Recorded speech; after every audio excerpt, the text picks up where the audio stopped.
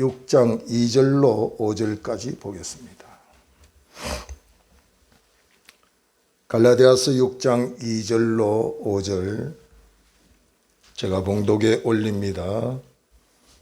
너희가 짐을 서로 지라. 그리하면 그리스도의 법을 성취하라. 만일 누가 아무것도 되지 못하고 된 줄로 생각하면 스스로 속임이라.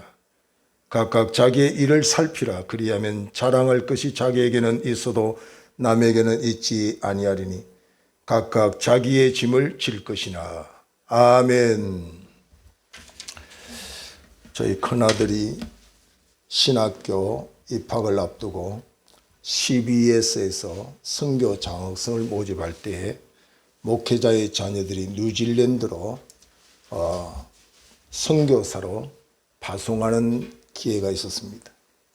그래서 뉴질랜드에 한 1년 동안 선교하고 왔는데 어떻게 선교하느냐 하면 모든 등록금과 공부할 수 있는 기회를 주는 동시에 그곳에 세계 여러 곳에서 온 불신앙인들에게 복음을 전하는 그 일을 담당하는 거죠. 같이 공부하면서 그들에게 복음을 전하는 일.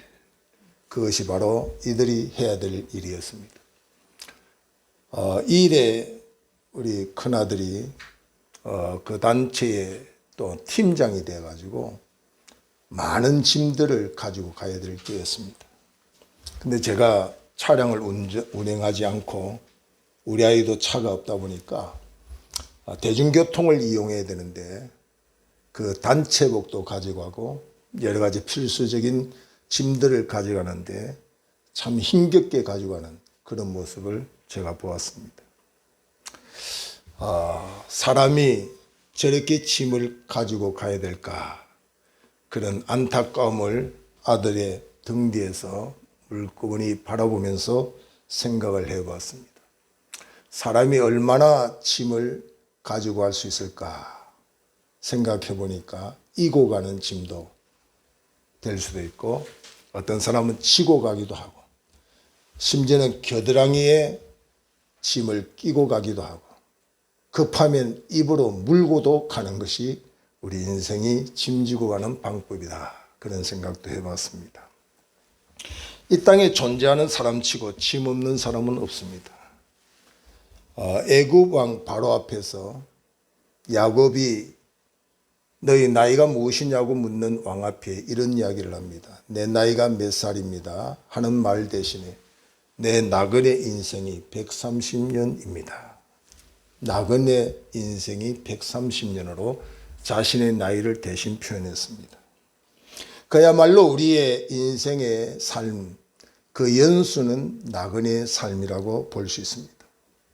시편 90편 10절에 보면 우리 연수가 70이요 강건함에 80이라도 그 연수의 자랑은 수고와 슬픔뿐이요 신속히 가니 우리가 날아가느니라 그렇게 말씀합니다. 우리의 일반의 이 땅의 연수가 70이고 강건함에 80이다. 근데 그 연수의 자랑은 수고와 슬픔뿐이다.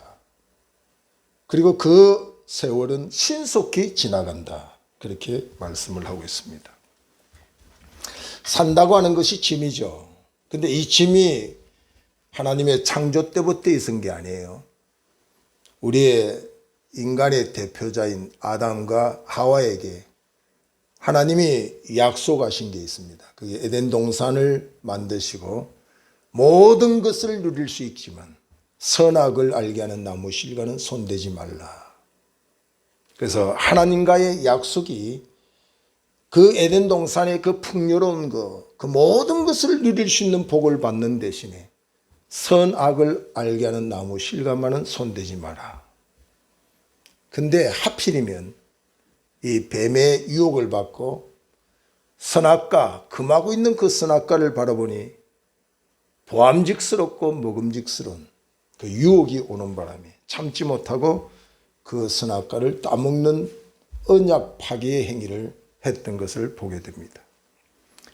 그때부터 인간에게는 짐이 주어졌습니다. 창세기 3장 16절 이하에 보면 이 짐은 남자에게는 이마에 땀을 흘리고 이 땅에 사는 동안에 땀 흘려 가족을 부양하는 짐을 지는 자가 되었습니다. 여성에게는 자녀를 잉태하여 출산하는 그런 짐을 지었습니다.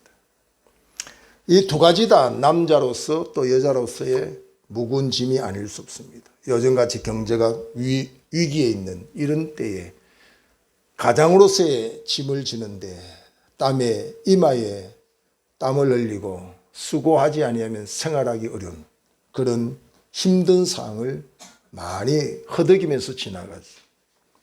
여성들의 출산은 힘들지 않느냐. 어떤 분이 이제 이렇게 아프면 아이를 출산할 수 있을까요? 산부인과 의사 선생님에게 아파요. 이제 나올 것 같아요. 그럴 때 의사 선생님이 어떻게 아파요? 그랬더니 가끔가다 한 번씩 아파요. 하늘이 노랄 때까지 기다리세요. 그 여성들의 출산이 그만큼 힘들다는 이야기죠. 파란 하늘이 노랄 정도로 아파야 출산의 때가 되었다. 하나님이 우리 인간에게 로봇처럼 움직이기를 원치 않습니다. 그래서 자유의지를 우리에게 허락해 주셨습니다. 선악과를 따먹을 수도 있고 따먹지 아니할 수 있는 선택사항을 우리에게 주어졌습니다. 그러나 우리에게 자유의지를 주었다고 해서 방종하는 악용으로 쓰면 안 돼요. 하나님의 백성들은 자유의지를 선용할 줄 알아요. 선용. 그러니까 자유의지를 줬다고 방종하는 삶이 되는 게 아니라 진리 안에 자유라는 사실을 깨달아야 돼요. 진리 안에 자유. 예전에 우리 전쟁 가운데서 두고 온 집들을 이제 조금 조용해서 집에 가봤더니 자기 집에 낯선 사람들이 앉아 있는 거예요. 이거 우리 집인데 왜 여기 계시죠? 이 전쟁 난리통에 집이 자기 집이 어디 있냐고. 있으면 자기 집이지.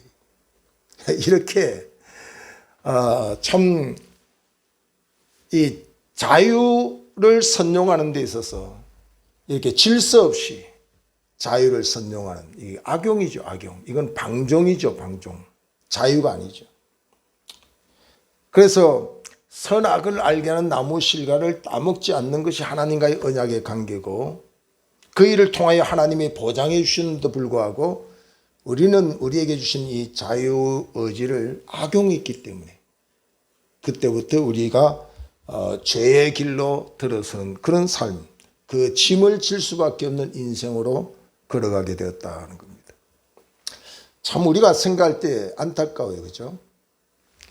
에덴 동산의 모든 것을 마음대로 취할 수 있고 누릴 수 있는데 그 선악을 알게 하는 나무 실과는 아주 극히 조그만 거예요.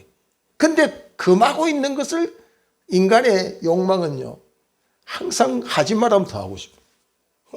하라고 하는 것은 잘 안 하는데 자녀를 키워보면 자녀들도 하지 말라는 건 그렇게 잘해요.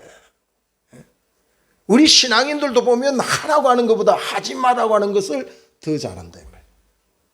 그래서 항상 우리에게 자유를 줬다고 우리가 방종하는 기회로 삼으면 안 돼요.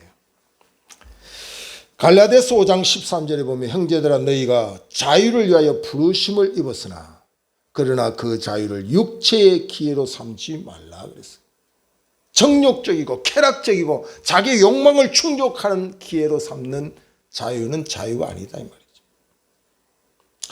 여러분 그 하나만 절제하고 금했으면 그 에덴 동산의 모든 것을 누릴 수 있는 복을 받는데 이 하나를 몽금해서 모든 것을 박탈당하는 어리석은 자.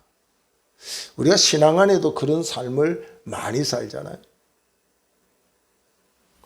짐은 다양하게 우리에게 있습니다. 각 사람들 나름대로 이 짐이 너무 무겁다. 이제 더 이상 질 수가 없겠다고 하는 낙심할 수 있는 그런 무거운 짐들이 각색으로 우리 사람들에게 개개인에게 닥쳐오지. 어떤 사람은 가난의 짐을 지고 가는 사람도 있습니다.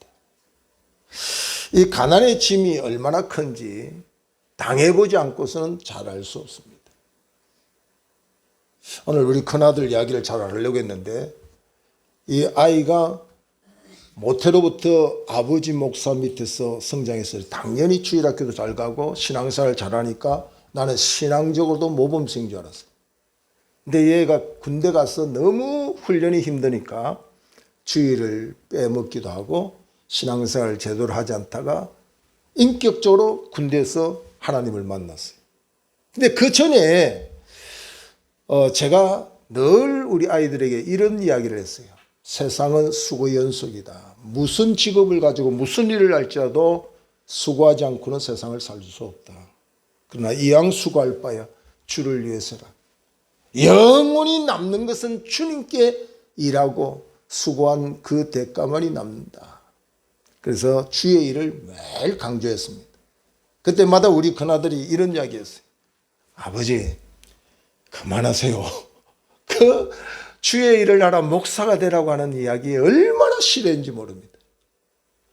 근데 저는 제 가치관으로 볼 때 가장 최고의 일이기 때문에 이왕 고생할 것 주의 일을 해라 그렇게 강조했지만 걔의 그 군대에서 만나서 다시 신앙으로 회복되어 주의 길을 스스로 가겠다고 할 때 그가 이런 간증을 했어요. CGN 어메이징 그레이스라고 하는 그곳에 간증 부분이 나옵니다. 그래서 저도 그걸 듣고 알았어요. 얘가 왜 주의 길을 안 가고 목사를 하라는데 안 하냐 했더니 거기서 이런 이야기를 합니다. 자기는 어릴 때부터 아버지가 개척하고 목사가 되어 사역을 하는 것이 너무 가난의 모습을 많이 봤다는 거죠. 아버지 가난이 자기에게 이어지고 그 가난이 친구들에게 수치와 수모가 되고 결국은 목사 되는 길은 가난해지고 가난은 수치와 수모와 심지어는 저주다 이렇게 생각해서 신앙생활을 하곤 했지만 주의 길을 안 간 거라고요. 근데 하나님을 제대로 만나고 난 뒤에 그의 고백은 가난은 물질이 없는 것이 가난이 아니라 하나님이 없는 것이 가난이다. 이것을 깨닫고 주의 길을 가더라고요. 어쨌든 그 가난의 과정 속에 힘겹게 그 짐을 지고 가는 많은 이들이 우리 주변에 있습니다. 이 가난은 창문을 연다는 의미가 있습니다. 창문을 연다. 여러분, 우리 가정의 문을 열면 우리 가정에 공개되잖아요. 수치스러운 거, 수모스러운 거, 숨기고 싶은 거, 그런 것들이 다 들추어내는 것이 바로 인생을 살다 보면 가난이 그와 같다는 거죠. 난 좀 숨기고 싶은데, 내 자존심을 좀 지키고 싶은데 그 자존심을 지킬 수 없고 수치스러운 그것이 뭘 통하여서 드러나느냐? 나의 가난을 통해서 드러난다는 거예요. 그 가난하니까 손을 벌려야 되고 가난하니까 누구의 신세를 지어야 되고.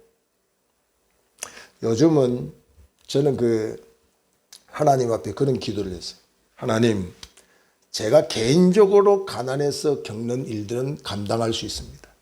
그것도 감당할 수도 없는데 내가 큰 소리 쳤어요. 내가 개인적으로 못 먹고 이렇게 어려운 일을 당하는 것은 내가 견딜 수 있는데, 그러나 많은 사람들 앞에 흔히 말하는 품위 유지비는 주십시오. 죄의 종으로 하나님의 일을 하는데 그렇게 없이 보이면 하나님도 자존심 상하지 않습니까? 내가 주의 일을 하니까 나를 어디 가나 품위 유지비로 저 사람 불쌍하다 보이지 않도록, 하나님이 나를 불쌍히 여기는 건 좋지만 사람이 나를 불쌍히 여기는 그런 정도의 내 모습이 되지 않도록 하나님 나를 도와주십시오. 그런 기도를 많이 했어요. 그리고 이 가난한 환경 속에 남 모르는 그 가난을 겪을 때마다 다윗의 기도를 많이 했어요. 하나님이여, 내 머리를 좀 들고 살게 해주십시오. 내 머리를 좀 들고 살게 해주십시오. 머리를 숙이고 살면 어떡하냐 이 말이에요. 머리를 들고 살게 해주십시오. 오늘 다윗은 그의 머리를 들게 하신 하나님을 찬양했듯이 나의 삶에도 하나님을 머리를 들고 찬양할 수 있도록 도와주십시오. 그래서 여기서 내가 개척하면서 이사야 45장 1절 이하의 이 고레스 왕, 이방인의 왕이지만은 하나님이 그 고레스를 통해서 역사하신 그 하나님을 소개해 줬는데, 하나님이 이방인을 들었어도 그렇게 역사했는데 하나님의 종을 하나님이 들어서 주십시오. 그래서 저를 툭 두드리면 이사야 45장 1절 이하가 쭉 나올 정도. 내가 내 앞서 가서 험한 것을 평탄케 하며 논문을 쳐서 웃으며 쇠빗장을 걷고 내게 흑암 중에 보아와 은밀한 곳에 숨은 재물을 내게 주. 흑암 속에 보아도 많은데 나도 좀 보게 해주십시오. 은밀한 곳에 숨은 재물도 나에게 주시야 가난을 탈출하고 고개도 들고 이 무거운 짐에서 벗어나 자유하지 않겠습니까? 여러분, 가난의 짐 혹 지고 있습니까? 하나님은 이 말씀 안에 우리 성도들에게 아니어가 없는 모든 것이 이해가 되는 말씀의 빛을 따라가면 이 가난의 짐도 능히 질 수 있는, 하나님은 모든 짐을 질 수 있는 지혜를 성경을 통해서 주었어요. 그래서 이 말씀은 내 발의 등이요 내 길의 빛이라고 말씀했죠. 그래서 말씀을 통해서 우리의 가난의 짐을 우리가 넉넉히 지고 이겨야 돼요. 금도 내 것이요 만물의 모든 것이 주님의 것이라고 했어요. 우리가 부요하기를 원하여 주님이 친히 가난해 주셔서 주를 믿는 모든 이들은 주님이 대신 지신 가난의 짐 때문에 우리는 부한 삶을 살 수가 있었는데, 그것을 말씀을 믿는 믿음으로 나아가서 영과 육의 가난을 극복하고 그 무거운 짐도 능히 지고 신앙도 저버리지 않는 그 가난이 내 삶의 올무가 되지 않도록 자유하는 복을 누리기를 주의 이름으로 축복합니다. 그래서 이 아굴은 내가 너무 부해서 하나님을 모르는 교만하지 않게 하시고, 내가 너무 가난해서 남의 것을 도둑질하고 훔치는 자리에 가지 않도록 내게 꼭 필요한 것들을 채워주십시오. 기도했어요. 너무 많아서 교만한 것도 문제고 너무 없어서 남의 것을 탐내는 것도 문제니 하나님 나에게 필요한 것을 채워주십시오. 그 다음에 우리의 짐이 뭐냐면 이 질병의 짐입니다. 원치 않는 질병의 짐이 우리에게 얼마나 무겁게 다가오는지 몰라요. 지금도 제 주변에 많은 사람들이 이 질병의 짐에 병원에 입원해 있고 심지어는 희망을 잃고 낙심하고 낙담해 있는 주변의 많은 사람을 보면서 가슴 아파합니다. 인간의 힘의 한계로 감당할 수 없어서 본인뿐만 아니라 그 짐을, 질병의 짐을 지고 있는 그 사람 때문에 온 가족이 마음을 다해서 그 짐을 지고 있는데 너무 힘겹게 지는 그런 모습을 보았습니다. 그 다음에 보면 우리가 이 자녀의 짐을 지고 있는 이들도 많습니다. 자녀들이 잘 이렇게 성장해서 부모를 기쁘게 하고 효도하고 모범생으로 자라면 얼마나 좋겠어요. 근데 그건 부모의 바람이고 소원이지 자녀가 부모의 마음대로 안 돼요. 어느 부모가 자녀가 곁길로 가는 걸 원하겠어? 모든 부모는 그 자식이 잘 되는 것을 그 누구보다도 박수를 치고 그 자녀가 잘 되면 함께 기뻐하고 그 자녀가 안 되면 가슴 졸여가면서 눈물 흘리면서 자녀의 뒷바라지 않습니까? 그런데 이 자녀의 짐이 성경에 보니까 엘리 제사장은 요즘 말하면 목회자 아닙니까? 주의 종입니다. 하나님이 책임져 주는 종이라고 할 수 있는 이 엘리 제사장의 가정의 자녀들이 하나님을 무시하고 하나님도 믿지 않고 엉터리로 아주 망나니처럼 사는 거예요. 여러분, 목회자의 자녀는 반드시 바르게 살아야 된다. 그게 바람이고 원하는 것이지만 오늘날도 보면 목사님의 자녀들이 다 바르게 사는 게 아니에요. 여러분, 우리나라에서 제일 큰 교회, 세계에서 제일 큰 교회에 여러분도 잘 아는지 모르지만 자녀들이 다 지금 매스컴에 이름이 안 올라갈 때 올라가는 그런 자녀들이 있어요. 본인은 세계적인 영성의 대가요, 세계 최고의 교회를 세우고 있지만 자녀들은 그렇지 못하여서 우리들이 왜 저럴까 의문이 생기는 그런 일들도 있잖아요. 여러분, 자녀의 짐을 극복하기 위해서도 성경이 명하는 대로, 성경이 말씀하시는 대로, 성경의 빛 가운데로 여러분이 낙심하지 말고 나아가면 그 짐도 능히 이길 줄로 믿습니다. 그 다음에 우리의 조직의 짐이 있어요. 조직.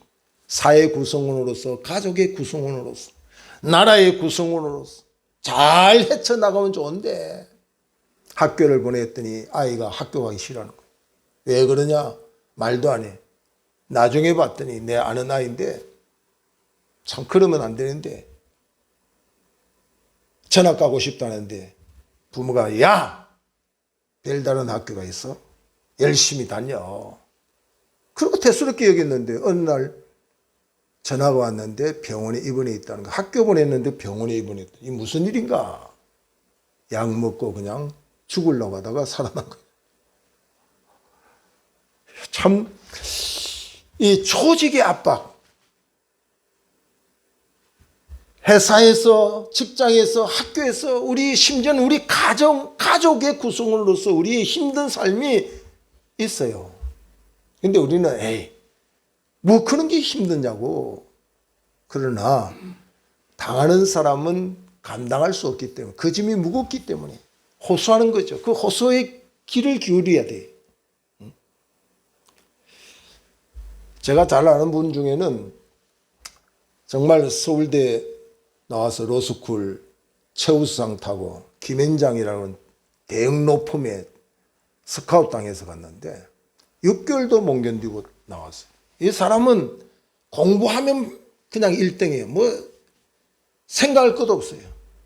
대원 여고에서도 이건희 씨 상을 독차지하고. 근데 이 소속의 그 강박감, 그 무거운 짐을 감당할 수 없는 거예요. 혼자는 1등인데 어느 소속에 대해서 그 짓누르는 짐을 감당할 수 없어서 아무리 좋은 자리에 그를 데려다 줘도 감당을 못하는 거예요.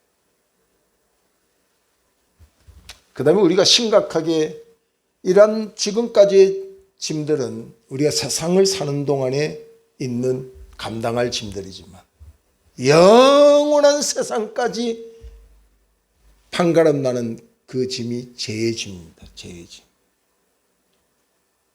여러분, 위에 가난의 짐이라든지 질병의 짐이라든지 조직의 짐, 자녀의 짐, 뭐 남편의 짐, 아내의 짐, 이런 짐들은 세상에 제한된 시간 70년, 80년 길어봤자 100년의 압박과 눌림 속에 살 수도 있지만은 영원히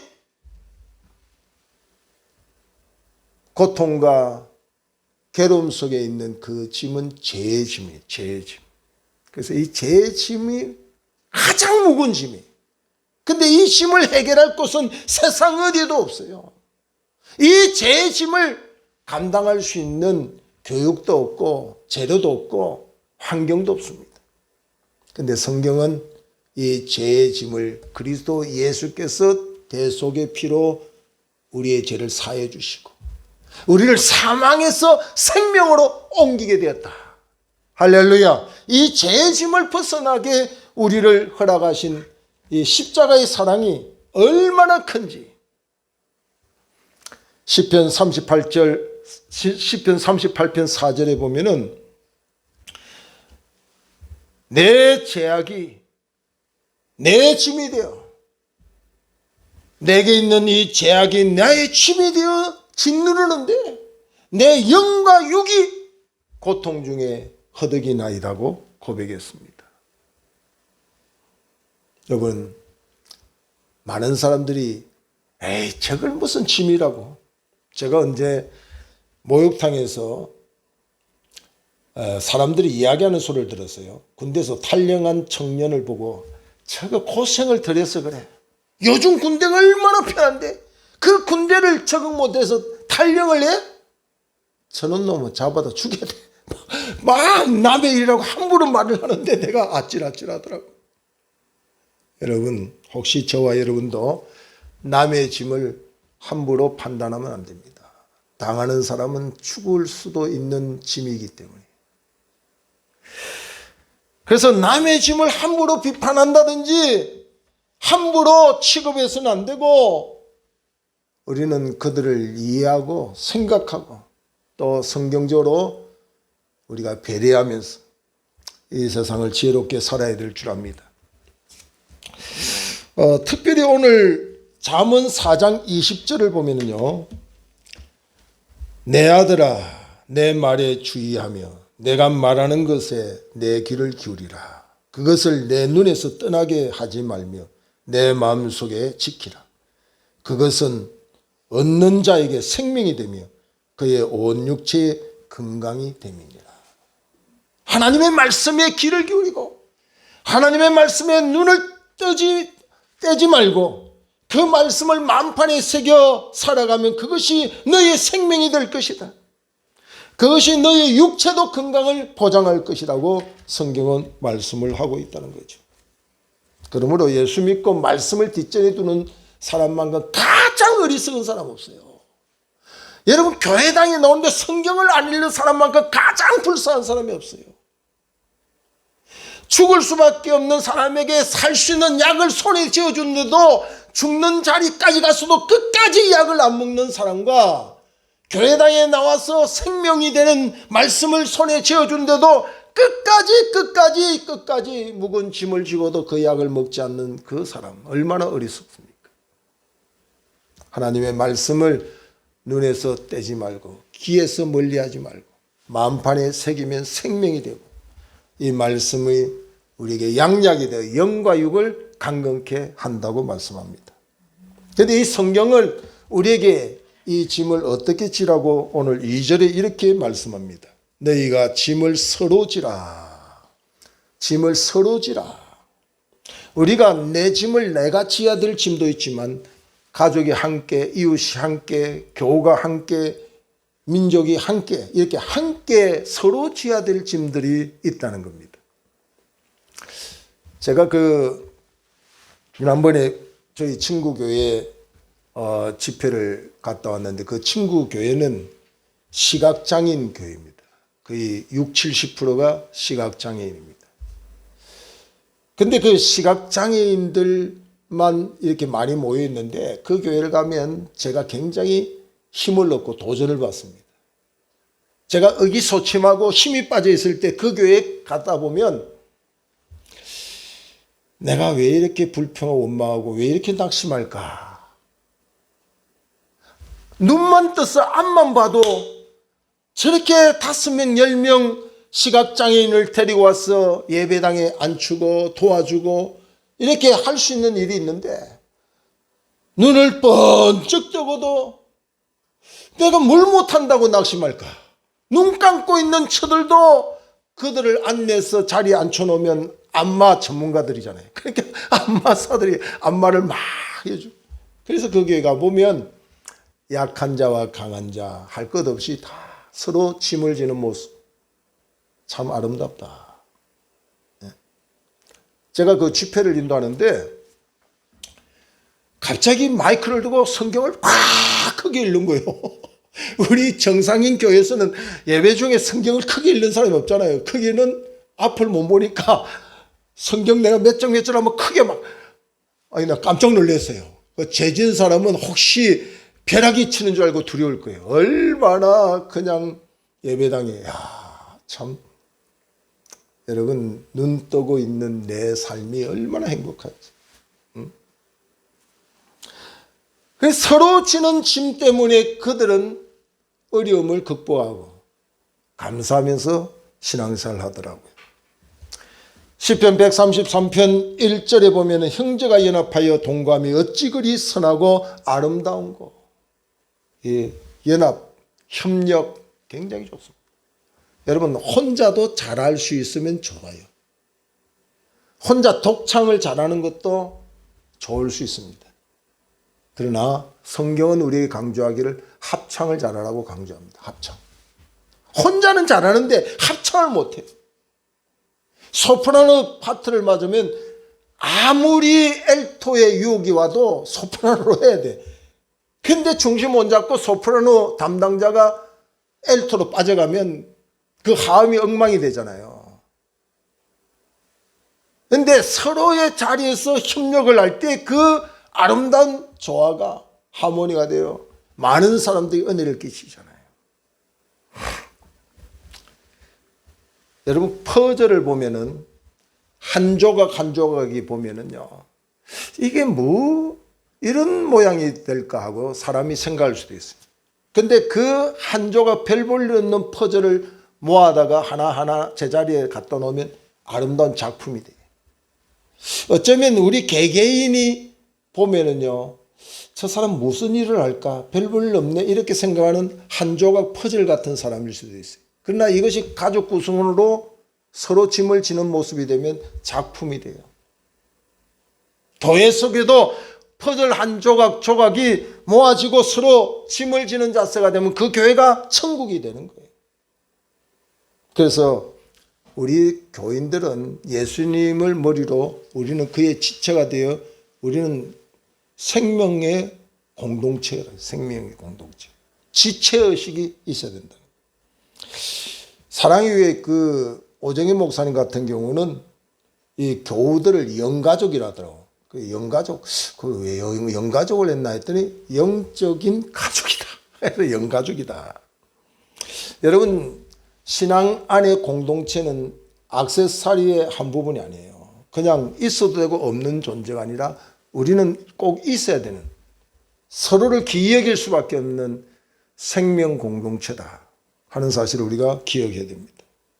그래서 요한복음 13장 34절은 이렇게 말씀을 하고 있습니다. 새 계명을 너희에게 주노니 서로 사랑하라. 내가 너희를 사랑한 것 같이 너희도 서로 사랑하라. 이 사랑이 없으면 침을 서로 못 지거든요.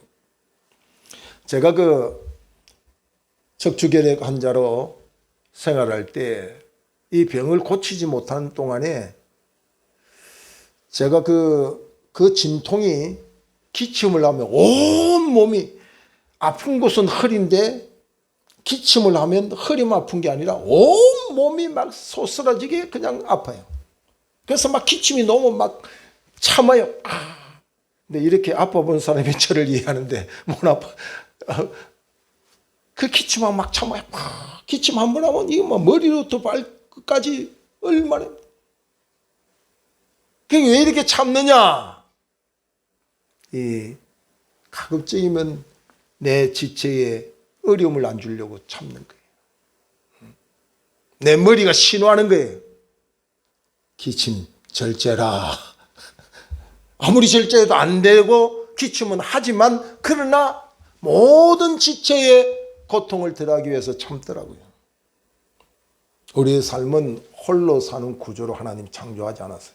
그래서 남편과 아내가 서로 돕는 자로 하나님이 창조하실 때부터 그렇게 출발하게 하셨어요.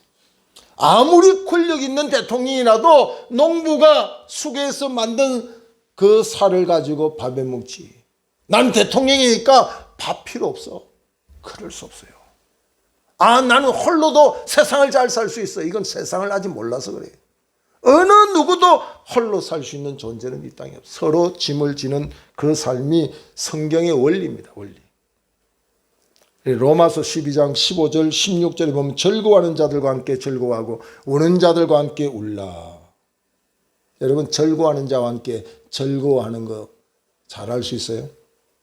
우는 자와 함께 같이 우는 거. 제가 목회를 하다 보면 우는 자와 함께 우는 것보다도 즐거워하는 자와 함께 즐거워하지를 않더라고요, 교인들이. 이번 그 명절 때도 옛날에 우리 교회 주일학교에 있던 애들이 인사로 왔는데 지금은 50대가 돼서 인사로 왔어요. 나는 기뻐가지고 우리 교회 출신들 다 그들이 보고 싶다는 거 내가 전화번호 다 있으니까 전화를 돌렸어요. 근데 내 마음처럼 오래간만이다. 너 거기 갔냐? 이렇게 좀 반응을 보이면 얼마나 좋아요. 민수 그래 너 거기 갔어? 그게 이 목사의 마음에는 형제잖아요. 지체잖아요. 그리스도 안이 하나잖아요. 그러니까 그 오래간만에 소식을 전하는 그 사람을 보고 기뻐하고 내 마음처럼 하기를 원하는데 안 되더라고요. 근데 즐거워하는 자와 함께 즐거워한다. 이게 그리스도의 마음이 와야 돼. 주님의 사랑이 와야 돼. 즐거워하는 자와 함께 즐거워하는 거. 우리나라 사람은 보릿고개도 지나고 배고픈 시절이 많아서 배고픈 것은 참는데 배 아픈 거는 못 참는다. 남이 잘 되는 거, 남이 철거하면 같이 철거하기가 안 돼. 근데 이건 신앙 안에서 우리가 극복해야 돼. 우리는 교회 공동체에서 용어부터 바꿔야 돼. 우리 뭐 그 임직자를 세울 때 뭐 몇 표로 뭐 어느 집사님을 몇 표로 따돌리고 이런 거는 교회 안에 안 써야 돼요. 따돌리면 그 사람이 어디로 가겠어요? 예? 뭐 몇 표 차이로 제치고 눌리고 이런 건 다 세상에서 하는 이야기인데 교회 안에도 이런 용어를 써서 사람을 아프게 하죠. 여러분 제치고 눌리고 따돌리면 그 사람 누구냐면 다 내 지체예요. 내 지체. 예수님을 머리로 하면 그분이 나의 팔이고 나의 다리라 이 말이죠. 여러분 우리 주기도문을 주님이 직접 가르쳐 주셨잖아요. 하늘에 계신 나의 아버지로 안 가르쳐 주셨어요. 하늘에 계신 우리 아버지, 지체된 우리 아버지로 가르쳐. 그러니까 우리 신앙이 초볼 때는 나의 아버지만을 고집하지만 우리가 신앙이 성숙하면 그 증거가 우리라고 하는 그 공동체를 인식하면서 나만의 기도를 했던 그 초보적이고 어린아이 틀을 벗어 우리라고 하는 더 큰 우리를 만들어서 기도할 수 있는 성숙함이 있어야 된다 이 말이에요. 우리가 잘 아는 그 선다싱이 겨울에 친구와 함께 지나가다가 동사 직전에 죽어가는 사람을 보게 됩니다. 친구에게 이 사람이 이렇게 뒀다가는 얼어 죽겠다. 우리 데리고 가자 할 때 그 친구는 이런 이야기합니다. 우리도 살기 어려워서 지금 급하게 이 길을 피해야 되는데 이 친구 데려가다가 우리도 죽겠다. 그래서 그 친구는 먼저 가버립니다. 선다싱은 그 동사 직전에 있는 사람을 업고 지나가다가 얼마 안 돼서 먼저 자기 혼자 갔던 친구는 얼어서 죽어 있어요. 근데 이 살리고 가는 친구는 등에서 따뜻한 체온으로 서로 엉켜서 가다가 살았다는 이야기가 있습니다. 내가 목마르다. 주님이 말씀하시죠. 근데 우리는 알 수 없어요. 누가 목마른지. 우리는 알지 못하지. 너는 내가 목마르다 할 때 마실 물을 주었지 않느냐. 내가 배고플 때 내가 먹을 걸 주었지 않느냐. 내가 추워서 헐벗을 때 내가 입을 걸 주었지 않느냐. 주여 제가 언제 했습니까? 어린아이 하나에게 불쌍하고 가련한 이에게 한 그 일은 바로 나에게 한 것이라. 서로 짐을 지는 자리가 바로 어떤 자리냐면 2절 하반절에 보면 너희가 짐을 서로 지라 그리하면 그리스도의 법을 성취하리라. 우리는 예수 안에서 율법에서 자유를 얻었다고 해서 법이 없는 게 아니에요. 이제는 우리에게 어떤 법이 찾아왔느냐면 사랑의 법이 우리에게 찾아왔어요. 죄와 사망의 법은 지나갔지만 생명과 성령의 법이 우리를 주장하는 자리에 있다는 사실을 기억을 해야 됩니다. 그 다음에 우리에게 지기를 원하는 것이 5절에 있는 말씀입니다. 5절에 각각 자기의 짐을 질 것이라. 우리에게 주어진 짐이 있잖아요. 자기가 질 수 있는 짐을 자꾸 다른 사람에게 부담을 주면 안 돼요.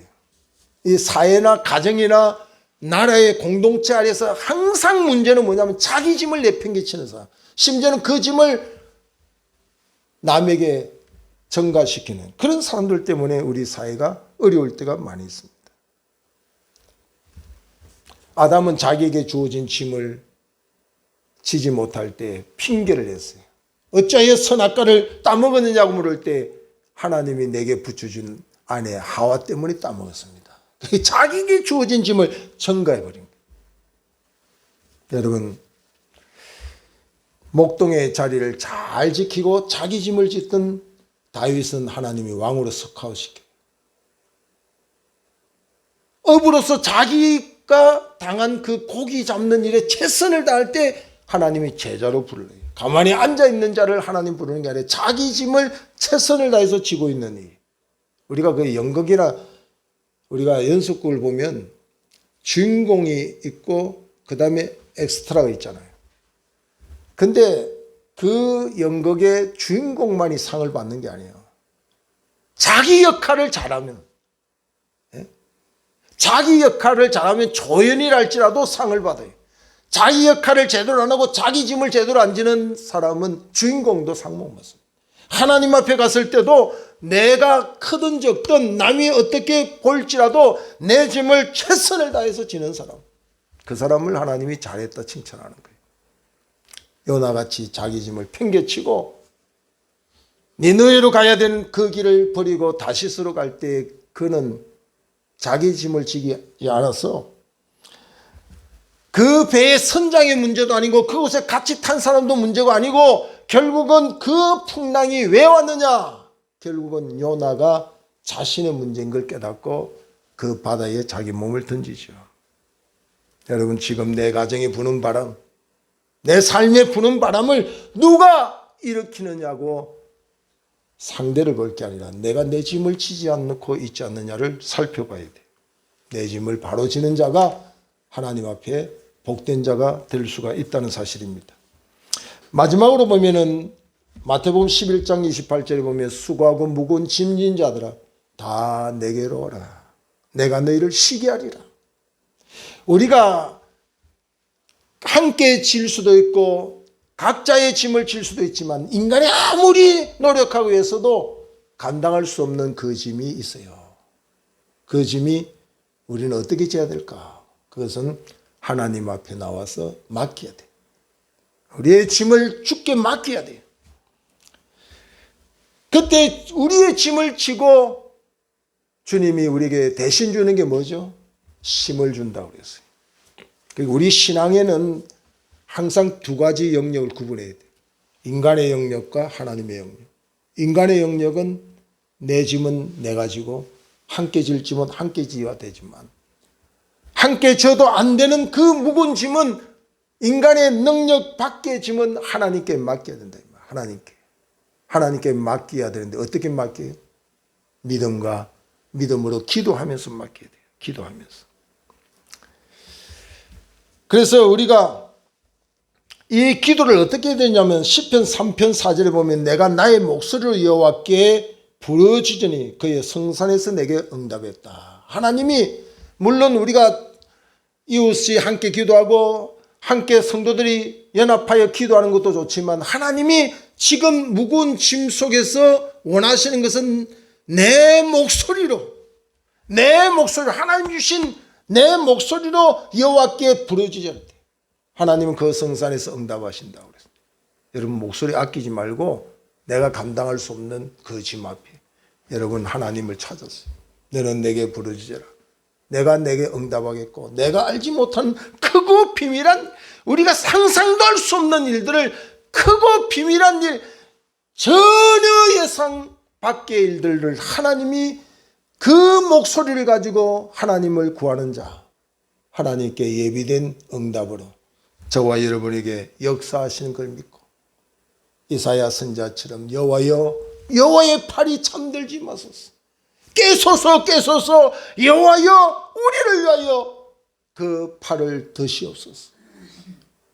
하나님의 팔이 잠들지 않도록 깨어 기도하여 하나님의 손이 우리를 붙들어 줬어.